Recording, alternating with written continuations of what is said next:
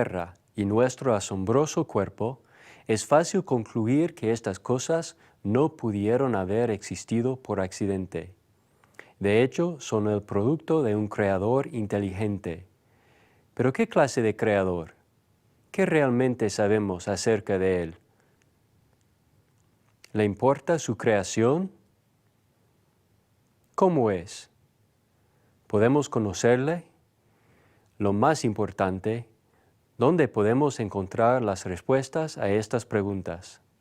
Escuchemos a John Moore mientras nos guía en nuestra búsqueda de la verdad acerca del Creador.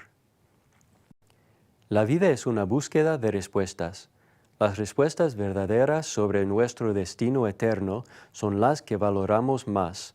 Al buscar estas respuestas, pensé cómo podemos comenzar nuestro viaje en este hermoso lugar donde se puede ver claramente la creación de Dios. Realmente me gusta venir a lugares como este, lejos de las carreteras y mercados congestionados. Estar aquí me recuerda de la mano poderosa de Dios. Pero ¿podemos encontrar a Dios en la naturaleza? ¿Es aquí donde encontramos a Dios? Mientras buscamos respuestas y buscamos la verdad, hagamos 3 preguntas importantes. Primero, ¿qué nos puede decir la naturaleza acerca de Dios?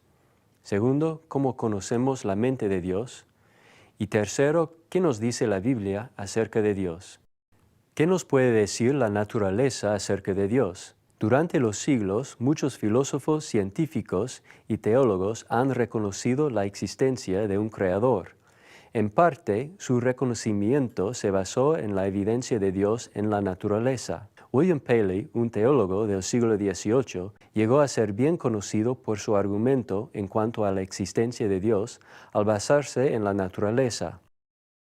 Las obras de la naturaleza solo quieren ser contempladas. Cuando se las contempla, parecen contener todo lo necesario para asombrar por medio de su grandeza. Podemos ver un poder inteligente en la vasta escala de operación a través de la cual nos llevan nuestros descubrimientos. Por medio de las condiciones que contiene para su sustento y propagación, cada organismo natural estructurado testifica del cuidado de un creador. Nosotros estamos rodeados de tales organismos. Si examinamos sus partes, descubriremos que son maravillosamente curiosos. Si los comparamos el uno al otro, descubriremos que son maravillosamente diversos. No existe tema que tenga una extensión tan grande como la de la historia natural que se aplica a la evidencia de un creador inteligente. Eso es muy cierto. Dios se ha revelado en la naturaleza. La Biblia claramente enseña esto. Escuche lo que el apóstol Pablo escribió al reconocer la evidencia de Dios en la naturaleza. Las cosas invisibles de Él, su eterno poder y deidad, se hacen claramente visibles desde la creación del mundo, siendo entendidas por medio de las cosas hechas, de modo que no tienen excusa. De este versículo aprendemos que la humanidad no tiene excusa para no creer en Dios. El Creador se ha revelado claramente a través del mundo. Mientras examinamos el mundo, el universo e incluso nuestros mismos cuerpos, podemos llegar a ver que todo esto es evidencia de un creador. Escuchemos lo que dice un científico en cuanto a esto. Usted no puede obtener un poema sin poeta o una casa sin constructor. No puede obtener diseño sin un diseñador inteligente. La complejidad en una célula, la complejidad en las condiciones atmosféricas de la Tierra, la distancia entre los planetas, todo fue puesto allí con un propósito. Por ejemplo, si observamos el sistema nervioso humano, vemos que está compuesto de billones de células y que fue deliberadamente arreglado para poder transmitir una señal de una parte del cuerpo a la otra. En un nivel microscópico, vemos que una sola célula tiene canales iónicos, canales del voltaje y una membrana potencial. Fue diseñada específicamente para hacer algo, llevar un impulso nervioso de una célula a otra. Si observa la célula profundamente, encontrará ADN, el código biológico de la vida que permite que la célula se perpetúe. Dentro de la célula se encuentra este código químico increíblemente complejo. Sin embargo, algunos esperan que creamos que todo esto llegó a existir por casualidad. Una y otra vez, cuando observa toda la naturaleza, puede ver algo como una flecha resplandeciente que apunta a un creador, a un diseñador inteligente. Ese diseñador es Dios. Sí, Dios declara a través de la naturaleza, estoy aquí, yo existo. Pero ¿qué revela el mundo acerca de Dios? Revela que Él es un arquitecto inteligente y magistral que es capaz de crear y sustentar este universo complejo. Revela que Él es un creador de organismos impresionantes y sistemas diseñados intricadamente. Revela que Él es más grande y más poderoso de cualquier fuerza que pudiéramos imaginar. No obstante, aunque estemos impresionados por esta creación maravillosa, no podemos conocer la mente de Dios al observar un árbol o la naturaleza en alguna forma. Yo no puedo saber si Dios me ama. No puedo saber si existe el cielo o el infierno. No puedo saber qué hacer para ser salvo al simplemente ver el suelo en el que camino. Entonces, ¿cómo puedo conocer la mente de Dios? ¿Cómo puedo conocer su voluntad para mí? ¿Y cómo puedo saber qué debo hacer para ser salvo? Respondamos esa pregunta. ¿Cómo puedo conocer la mente de Dios? En la Biblia, el apóstol Pablo abordó ese mismo tema. Porque ¿quién de los hombres sabe las cosas del hombre, sino el espíritu del hombre que está en él? Así tampoco nadie conoció las cosas de Dios, sino el espíritu de Dios. Y nosotros no hemos recibido el espíritu del mundo, sino el espíritu que proviene de Dios, para que sepamos lo que Dios nos ha concedido. Lo cual también hablamos, no con palabras enseñadas por sabiduría humana, sino con las que enseña el Espíritu, acomodando lo espiritual a lo espiritual. De este pasaje primeramente podemos ver que por sí mismo el hombre no puede conocer la mente de Dios. En otras palabras, no podemos conocer la mente de Dios al ver el mundo natural o al buscarla dentro de nosotros. Segundo, aprendemos que Dios ha dado a conocer su mente a través de su Espíritu. El Espíritu reveló al hombre lo que el hombre, por sí mismo, nunca pudo haber conocido. Tercero, aprendemos que el Espíritu revela la mente de Dios por medio de su enseñanza. Llegamos a conocer la mente de Dios a través de lo que el Espíritu nos enseña por medio de palabras. Las palabras del Espíritu están en la Biblia. La Biblia es la mente de Dios que el Espíritu de Dios dio a conocer. A la Biblia nos referimos como la Escritura. Veamos lo que la Biblia nos dice en cuanto al origen y propósito de la Escritura. Toda la Escritura es inspirada por Dios y útil para enseñar, para redarguir, para corregir, para instruir en justicia, a fin de que el hombre de Dios sea perfecto, enteramente preparado para toda buena obra. Pablo dice que las Escrituras vinieron por inspiración divina. En ese pasaje la palabra inspiración significa literalmente soplo de Dios. Cuando va al griego, el idioma en que el Nuevo Testamento se escribió originalmente, se encuentra la palabra theopneustos, que es una palabra compuesta. La primera palabra significa Dios y la segunda significa soplado. Así que Pablo estuvo diciendo que toda la Escritura es realmente soplada por Dios. En diferentes palabras, como Dios sopló aliento de vida en el hombre y él llegó a ser un alma viviente, Dios dio vida al mensaje que llamamos la Biblia. La Biblia es muy viva y activa, no tenemos una carta muerta, tenemos un mensaje vivo que vino directamente de la mente de Dios. Entendiendo primero esto, que ninguna profecía de la Escritura es de interpretación privada, porque nunca la profecía fue traída por voluntad humana, sino que los santos hombres de Dios hablaron, siendo inspirados por el Espíritu Santo.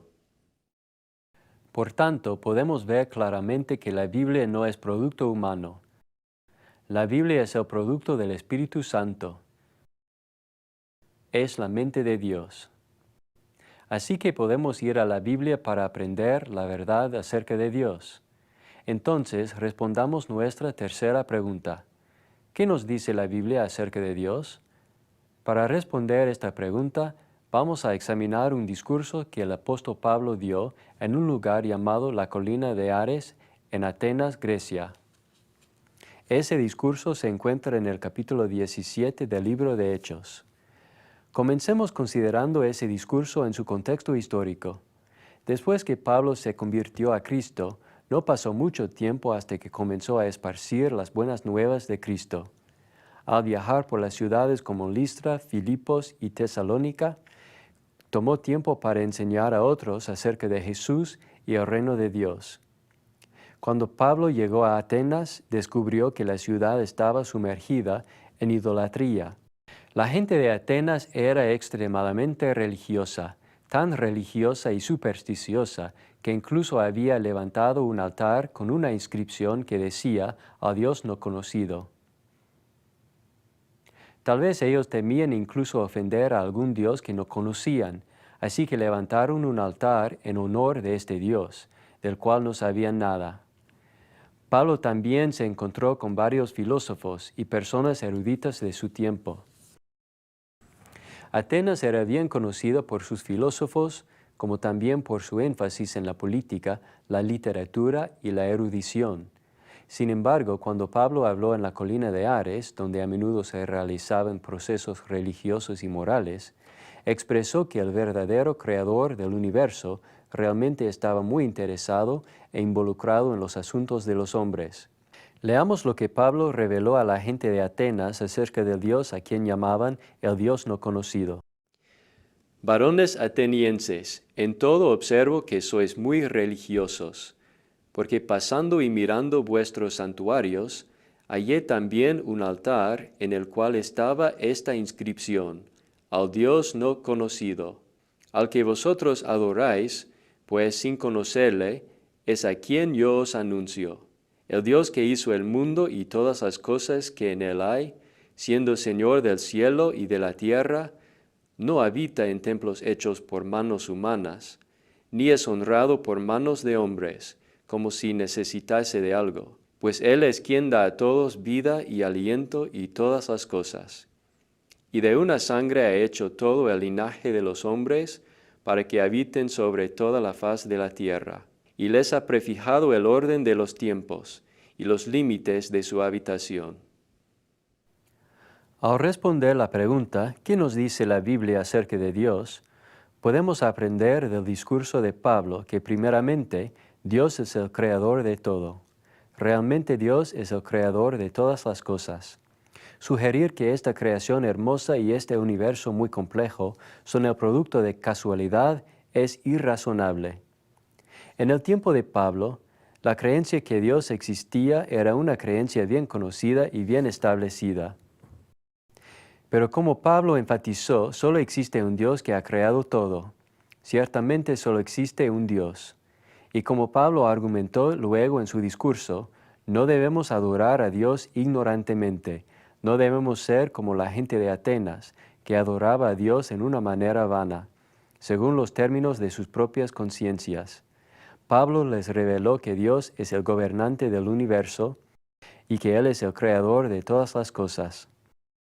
Ya que Él es el creador de todas las cosas, debemos adorarle de acuerdo a su voluntad. No debemos adorar a Dios sin conocimiento. Por ende, hemos aprendido que Dios es el creador de todo. Segundo, notemos también por el texto en Hechos 17 que Dios está al alcance de todos. Escuche lo que Pablo dijo al continuar su discurso. Y de una sangre ha hecho todo el linaje de los hombres, para que habiten sobre toda la faz de la tierra, y les ha prefijado el orden de los tiempos y los límites de su habitación, para que busquen a Dios, si en alguna manera palpando puedan hallarle, aunque ciertamente no está lejos de cada uno de nosotros. Porque en Él vivimos y nos movemos y somos, como algunos de vuestros propios poetas también han dicho, porque linaje suyo somos. Siendo pues linaje de Dios, no debemos pensar que la divinidad sea semejante a oro, o plata, o piedra, escultura de arte y de imaginación de hombres. Las palabras del apóstol Pablo son muy confortantes, ya que nos revelan que a Dios le interesa su creación. Él ha fijado los límites de la habitación del hombre y ha estado involucrado en los asuntos humanos y en el surgimiento y decline de las naciones. Aún ahora, las cosas malas que nos pasan en esta vida pueden tener un propósito útil. Todas estas cosas pasan para que recordemos buscar a Dios. Cuando encontremos a Dios, llegaremos a darnos cuenta que Él no es como los dioses falsos del paganismo. Él es diferente a esos dioses. El único Dios vivo y verdadero no es hecho de piedra u oro, creado por la imaginación de seres humanos, como el apóstol Pablo indicó. No habita en templos hechos por manos humanas. El único Dios vivo y verdadero es espíritu. Posee una personalidad. Al único Dios vivo y verdadero le interesan los asuntos de los hombres. A Él le importamos, provee para nosotros, provee para nuestras necesidades físicas y espirituales. Envía la lluvia sobre justos e injustos. Envió a su Hijo para morir por todos los pecadores, para que ellos puedan llegar a ser sus hijos. Tener la oportunidad de ir a vivir con Él por siempre en su morada está más allá de nuestra habilidad de comprender. El término Padre evoca en nuestras mentes la idea de una familia amorosa. En el 1 de Juan 4:8, el apóstol Juan dijo que Dios es amor. Dios no solamente es amor, sino según la Biblia también es nuestro Padre. Él es nuestro Padre celestial. Como un padre, anhela tener una relación con sus hijos, su creación. De hecho, Dios quiere que le amemos. Nosotros también queremos ser amados. Todos deseamos ser aceptados. Todos deseamos una relación. El Dios de la Biblia puede proveernos esa relación. A través de los tiempos, el hombre ha estado buscando algo. Ha buscado aceptación. Cuando la gente construyó la Torre de Babel, ellos buscaron hacerse de un nombre y se juntaron con propósitos inmorales. En otros tiempos, a través de la historia, la gente buscó el amor que estaba faltando en sus vidas. Ellos renunciaron a cosas que eran buenas. Tenían relaciones adecuadas con sus amigos y familiares, pero buscaban otras cosas que no eran buenas.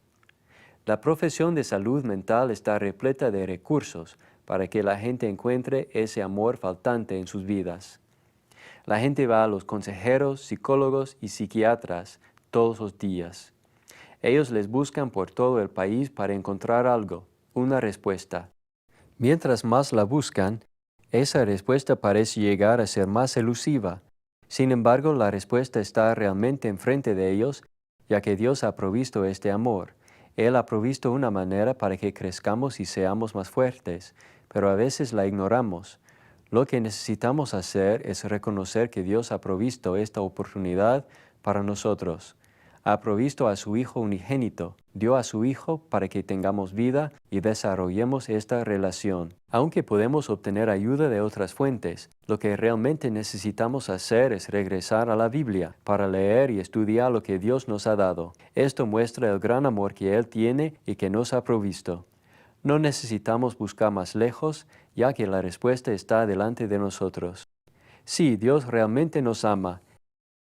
Él nos ama profundamente. Está completamente consciente de nuestras tristezas y dolores. Está al alcance de todos. Como el apóstol Pablo dijo, en Él vivimos, nos movemos y existimos. En otras palabras, en Dios encontramos el propósito de nuestra existencia. Consideremos que Dios no solamente es el creador de todos, y que no solamente está al alcance de todos, sino que tercero, Dios también quiere dar la salvación a todos. Pero Dios, habiendo pasado por alto los tiempos de esta ignorancia, ahora manda a todos los hombres en todo lugar que se arrepientan, por cuanto ha establecido un día en el cual juzgará al mundo con justicia, por aquel varón a quien designó, dando fe a todos con haberle levantado de los muertos.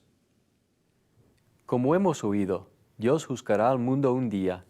Ya que un día juzgará al mundo, Él ha provisto el medio para que todos se salven. Ciertamente, Él quiere que todos se salven. Por ende, Él nos ha dado a todos una igual oportunidad para ser salvos, a través de la resurrección de su Hijo Jesucristo. Algo que necesitamos entender es que Dios ama a todos los pecadores, de todo lugar, a pesar de lo que hayan hecho. Ni la magnitud ni la multitud de nuestros pecados puede impedir nuestra salvación. Incluso el primero de los pecadores, como el apóstol Pablo se autodescribió, recibió la gracia de Dios. Pablo dijo en el 1 de Corintios 15:8, pero por la gracia de Dios soy lo que soy. El apóstol Pablo se había descrito como alguien que había causado mucho daño a la iglesia, pero Jesús le perdonó. El Señor perdona a cualquiera que regresa a Él. En el 2 de Pedro 3:9 leemos, el Señor no retarda su promesa, según algunos la tienen por tardanza, sino que es paciente para con nosotros, no queriendo que ninguno perezca, sino que todos procedan al arrepentimiento. Usted puede ver que Dios no quiere que nadie perezca. Él quiere que todos lleguen al arrepentimiento. Según Juan 3:16, porque de tal manera amó Dios al mundo, que ha dado a su Hijo unigénito. Dios amó al mundo tanto que dio a su único Hijo para morir, para que ni usted ni yo tengamos que sufrir el castigo eterno. Aunque Dios quiere salvar a todos, Él espera algo a cambio. Pero Dios, habiendo pasado por alto los tiempos de esta ignorancia, ahora manda a todos los hombres en todo lugar que se arrepientan. ¿Sabe ahora lo que Dios espera? Según el apóstol Pablo, Dios quiere que todos se arrepientan. En resumen, el arrepentimiento es un cambio de corazón, un cambio de mente. Os digo no, antes si no os arrepentís, todos pereceréis igualmente. En resumen, el arrepentimiento es un cambio de corazón, un cambio de mente. Cuando alguien se arrepiente, al cambiar su mente en cuanto al pecado y comienza a hacer lo que Dios manda, llega a experimentar el arrepentimiento. El arrepentimiento es una decisión mental que dice, Dios me dijo que haga esto y si no lo hago estoy pecando contra Dios. Dios envió a su Hijo por mí. Él me ama. Yo sé que le estoy causando dolor si no me arrepiento. Por ende, voy a cambiar la forma en que pienso y voy a hacer todo lo que me diga que haga. Por esta razón, el arrepentimiento es un mandamiento difícil. La persona debe decir, no voy a hacer mi voluntad nunca más, voy a hacer lo que Dios me dice que haga. El arrepentimiento es un cambio de mente. Se espera que todos los hombres se arrepientan. No importa si es rico o pobre. No importa si es educado o no educado. No importa en qué país nació. No importa quiénes fueron sus padres o quiénes llegarán a ser sus hijos. Dios espera que todos se arrepientan. Pero ¿por qué es necesario el arrepentimiento? ¿Por qué nos llama Dios a usted y a mí a arrepentirnos? Por cuanto ha establecido un día en el cual juzgará al mundo con justicia. Porque es necesario que todos nosotros comparezcamos ante el tribunal de Cristo, para que cada uno reciba según lo que haya hecho mientras estaba en el cuerpo, sea bueno o sea malo. Conociendo pues el temor del Señor, persuadimos a los hombres. Entonces es necesario arrepentirse, porque Dios juzgará al mundo un día. Seremos considerados responsables de las cosas que hemos hecho aquí en la tierra o por las cosas que no hemos hecho. Dios espera que nos arrepintamos. Él espera que renunciemos a la vida corrupta e ideas falsas. Si no lo hacemos, padeceremos en el juicio de Dios. Enfrentaremos su ira y terror. Usted puede preguntar, si Dios quiere salvar a todos, ¿por qué castigará a los que no se arrepienten? ¿Cuál es la respuesta? En Apocalipsis 15:3 y en Salmos 2:5, la Biblia dice que Dios es justo y recto. Como un Dios justo, debe castigar el pecado. Como un Dios recto, debe disciplinar a los rebeldes. Por ejemplo, considere a un juez en su comunidad que rechaza castigar a los criminales culpables. ¿Consideraría a ese juez como justo y recto? no esperaría y de hecho demandaría que un juez castigara a los que no se acatan a la ley? De igual manera Dios, el juez de toda la tierra, debe castigar a aquellos que no se acatan a su ley. Por ende, ya que Dios es un Dios justo, quiere que todos sean salvos. Pero Él también castigará a los que no se arrepienten. Consideremos algo más acerca del juicio, como el apóstol Juan revela. Y los libros fueron abiertos, y otro libro fue abierto, el cual es el libro de la vida. Y fueron juzgados los muertos por las cosas que estaban escritas en los libros, según sus obras. Todos nos presentaremos ante el tribunal de Dios. Romanos 14, 11 a 12 y el 2 de Corintios 5, 10 declaran que seremos juzgados según nuestras obras. Esto significa que el juicio es algo muy serio. Todos estaremos en el juicio. Eso le incluye a usted. Un día estará delante de Dios y dará cuenta de lo que hizo cuando estaba en esta tierra. Si se arrepiente y regresa a Dios, puede ser salvo, puede vivir eternamente. Podemos ser salvos por el poder de Dios y la resurrección de Jesucristo de entre los muertos. En nuestra búsqueda de la verdad, repasemos las 3 cosas que aprendimos. Primero, no podemos conocer la mente de Dios al observar la creación.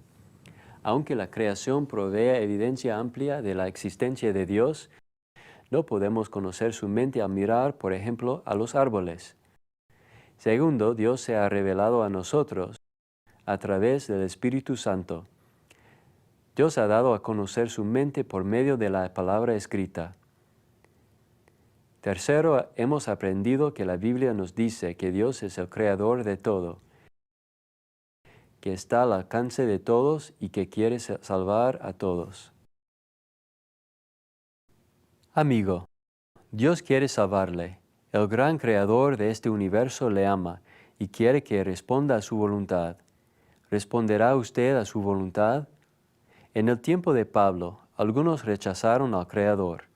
Ellos no se arrepintieron de sus pecados cuando fueron confrontados por la verdad. ¿Qué acerca de usted? ¿Qué tal si en su búsqueda de la verdad descubriera que lo que se le ha enseñado o lo que cree ahora es inconsistente con lo que la Biblia enseña? ¿Se arrepentiría, cambiaría, haría las cosas como Dios quiere? En nuestro viaje en busca de la verdad, espero que examine su vida para ver si realmente está en la fe. Recuerde que Jesús dijo, y conoceréis la verdad. Si pudiera nacer otra vez, ¿qué haría diferente? ¿Cuidaría más de su salud? ¿Pasaría más tiempo con su familia? ¿Se llevaría mejor con los demás? ¿O tomaría mejores decisiones? Si pudiéramos volver en el tiempo, de seguro querríamos ser mejores personas. Lamentablemente no podemos cambiar el pasado, pero la buena noticia es que sí podemos cambiar nuestro futuro naciendo de nuevo a través de Jesucristo. Solo en Él podemos encontrar salvación y vida eterna. Un mensaje de las Iglesias de Cristo.